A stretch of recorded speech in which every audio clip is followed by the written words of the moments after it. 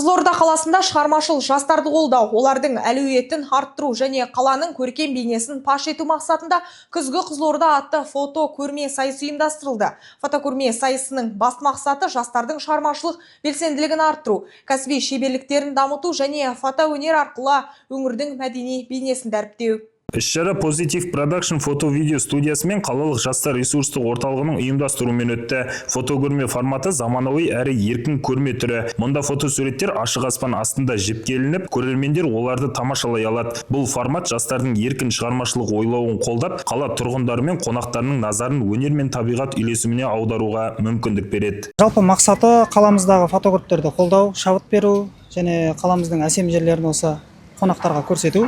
Талаптар тек фотоаппаратпен түсірілу керек, телефонмен түсіруге және дрон деген секілді экшн камерамен түсіруге болмайды. Фотоаппаратпен түсірілу керек және тақырыбы бар. Күзгі Қызылорда осы тақырыптың аясында түсірілу керек. Бірінші, екінші, үшінші орынды осы жерде арнайыланған жюрилер бар.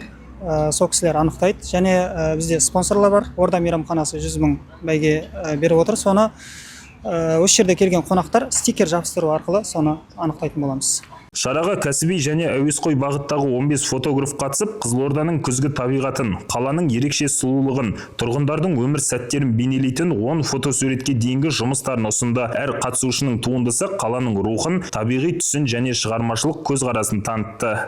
Негізгі мен осы фотограф ретінде 2016 жылдан бері ең алғашқы бастадым.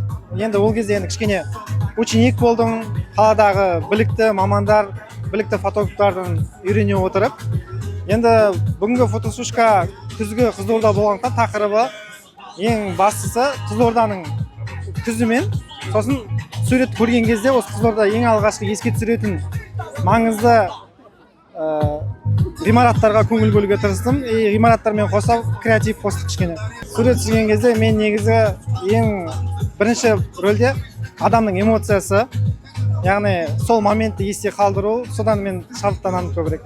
Шара жергілікті демеушілердің қолдауымен жүзеге асып, қатысушылар мен жеңімпаздарға арнайы алғыс хаттар, естелік сыйлықтар және қаржылай сыйлықтар табысталды. Шара соңында Қазылар алқасының жүлдесінен бөлек үздік жұмыстар көпшіліктің таңдауымен көрермен көзайымы ретінде анықталды.